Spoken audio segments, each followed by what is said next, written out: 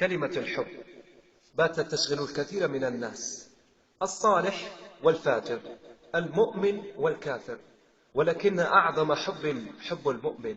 لكن لمن؟ والذين آمنوا أشد حبا لله. حبهم عظيم، لكن لمن؟ لله. قصص نرويها عليك لتعرف واقع الأمة، لتعرف واقع الشباب. يتصل علي الشاب ويقول لي: يا شيخ، كنت في رحلة للولايات المتحدة الأمريكية، وبينما أنا جالس في إحدى المقاهي إذا بفتاة حسناء تطلع علينا.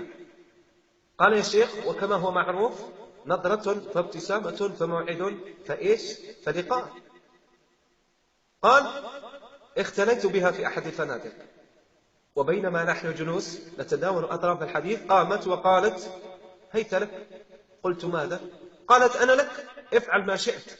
قال: يا شيخ، في تلك اللحظة تذكرت الله عز وجل، وتذكرت الموت والقبر والحساب والعقاب. قلت: سأكذب. قال لها: إني مريض. قالت: وما مرضك؟ قال: إني مريض ومع الإيدز. فابتسمت، فانبهر: أتبتسمين من هذا المرض؟ قالت: وما المانع؟ أنا مريضة ومع الإيدز. الله أكبر. شاب مقبل على الفحشاء فينجيه الله عز وجل من 7 سماوات. اسمع أيها الغافل، اتعظ فإن الموت مدركك لا محال.